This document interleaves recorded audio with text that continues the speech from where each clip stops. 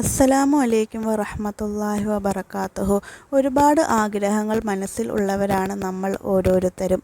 കടങ്ങൾ മാറാൻ വേണ്ടി, രോഗങ്ങൾക്ക് ശിഫ കിട്ടാൻ വേണ്ടി, വീട് പണിയാൻ വേണ്ടി, ജോലി ലഭിക്കാൻ വേണ്ടി, കച്ചവടങ്ങൾ ഉണ്ടാവാൻ വേണ്ടി, അങ്ങനെ ഒരുപാട് ആഗ്രഹങ്ങൾ മനസ്സിലുള്ളവരാണ് നമ്മൾ.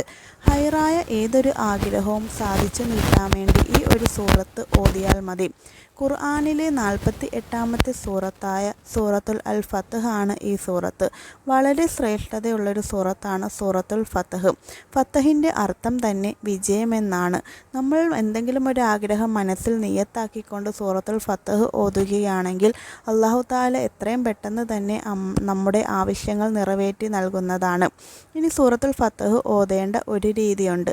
നമ്മൾ എന്ത് ആഗ്രഹമാണോ മനസ്സിൽ കരുതുന്നത് ആ ആവശ്യം നിയ്യത്താക്കിക്കൊണ്ട് വേണം സൂറത്തുൽ ഫത്ഹ് ഓതേണ്ടത്. നമ്മൾ ആ ആവശ്യം മനസ്സിൽ നിയ്യത്ത് ആക്കണം. ശേഷം 21 തവണയാണ് സൂറത്തുൽ ഫത്ഹ് ഓതേണ്ടത്.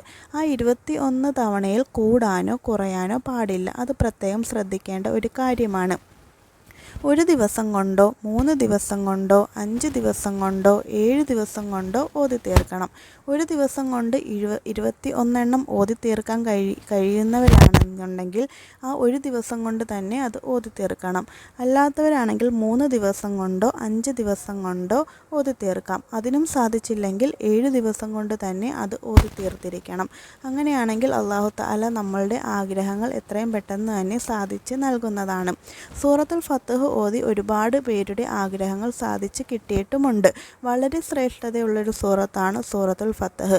അതിനാൽ നമ്മൾ ഏതൊരു ആവശ്യവും മുൻനിർത്തിക്കൊണ്ട് സൂറത്തുൽ ഫത്ഹ് ഓതുകയാണെങ്കിൽ നമ്മളുടെ ആവശ്യം പെട്ടെന്ന് തന്നെ അല്ലാഹു തആല സാധിപ്പിച്ച് നൽകുന്നതാണ്. നമ്മുടെ എല്ലാം മനസ്സിലുള്ള ഹൈറായ ആഗ്രഹങ്ങൾ അല്ലാഹു തആല എത്രയും പെട്ടെന്ന് തന്നെ സാധിപ്പിച്ച് നൽകട്ടെ. ആമീൻ.